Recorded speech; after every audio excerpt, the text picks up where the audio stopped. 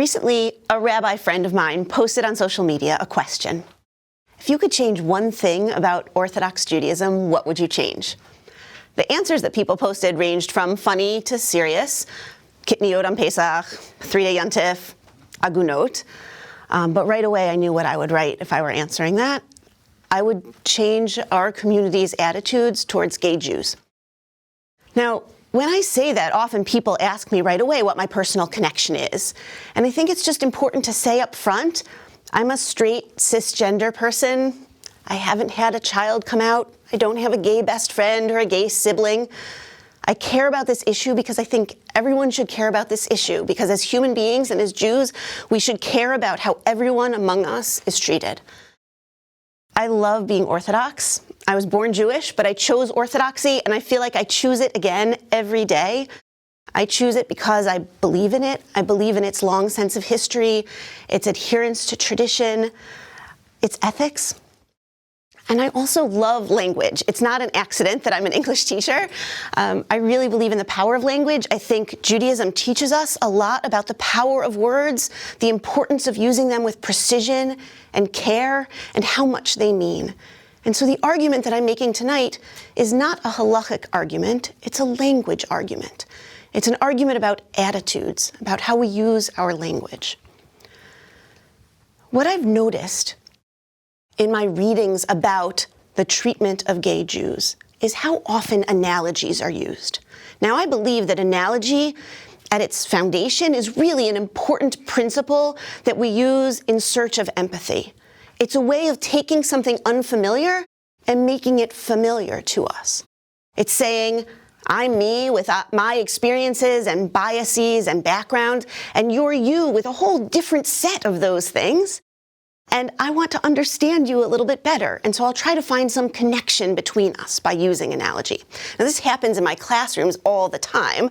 I often teach Christian poetry to Orthodox students, and very frequently, one of them will say something like, Immaculate Conception, that's so weird. How could anyone believe that?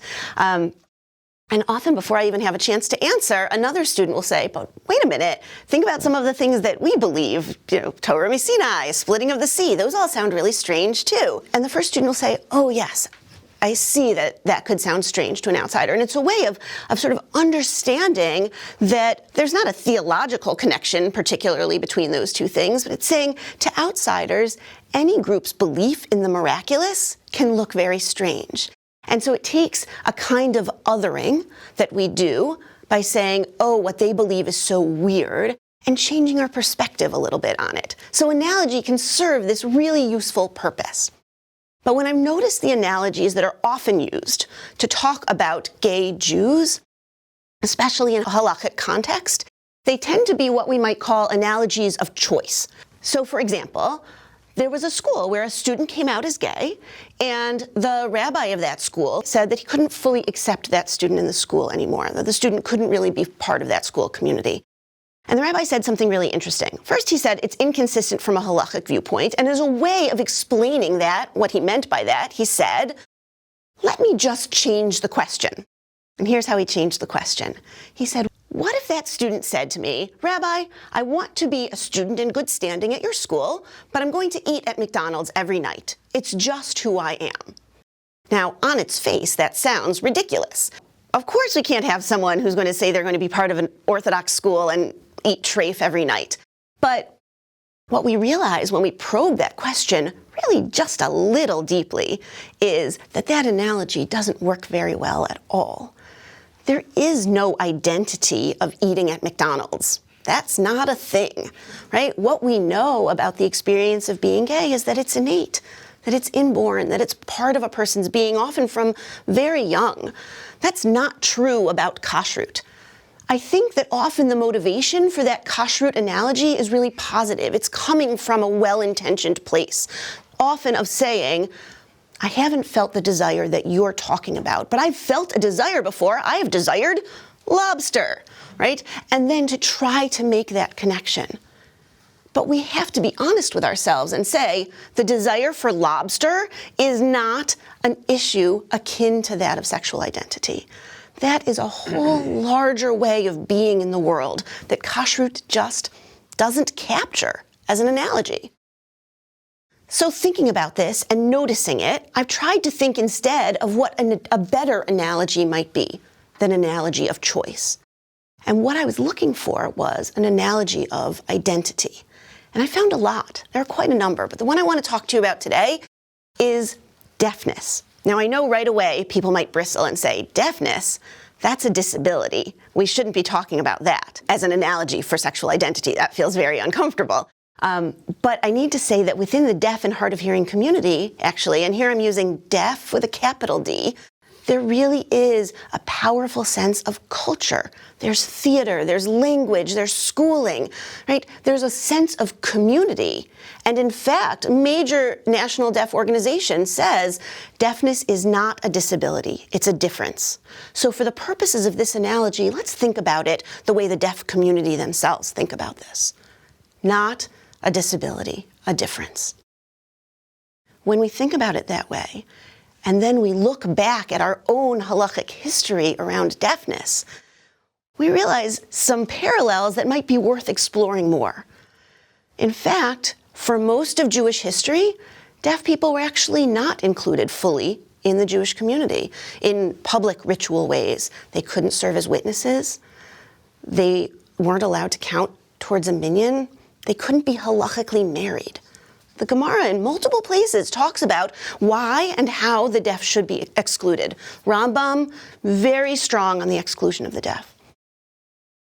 And of course, the reason this feels unfamiliar to us today is that's not our practice. What happened in the interim? Why have we changed in this way? Well, what we see is that there was a large movement throughout the major urban centers of Europe that spread, of course, to North America since then, secular deaf education.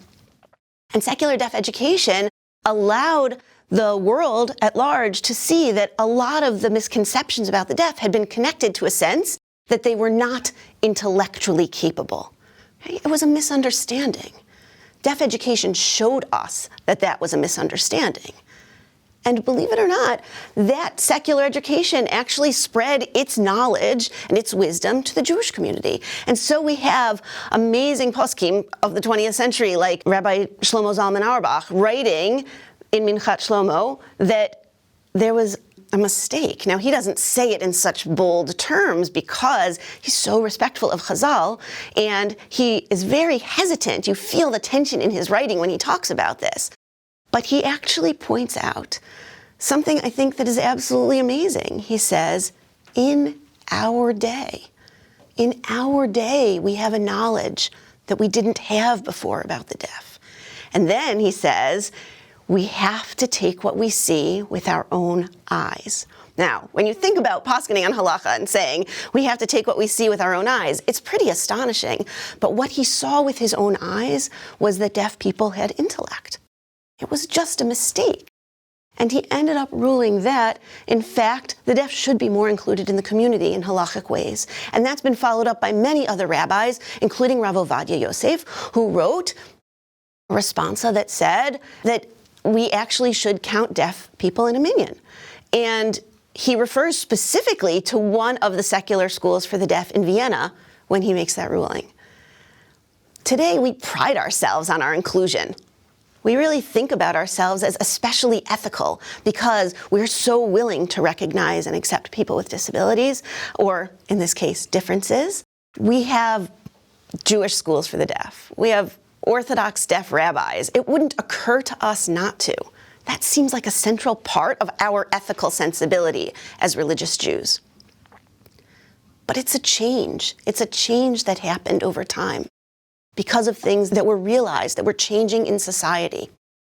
Now, I have to acknowledge that there are plenty of problems with the analogy that I just stated.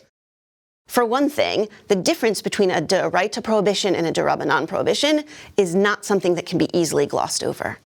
In addition, when we talk about the analogy of gay people in our time to deaf people 100 or 200 years ago, we're talking about very separate things in the sense that deafness was a whole category that was not attached to a particular forbidden act, right? Whereas gay identity is not actually something that's forbidden. There are acts that are. So we have to recognize the ways in which this analogy doesn't work and be intellectually honest about those.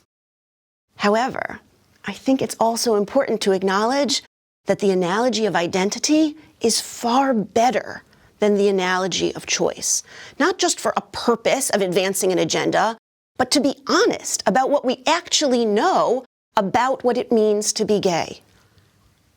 We know that being gay is not a disability or a deviance. It's a difference. We know that it's not a choice. It's a fact. If we don't use our language to acknowledge those truths, then we are being disingenuous.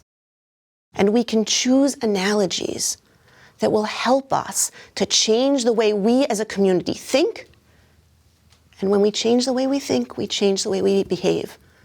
I don't know where halacha will come down on this issue.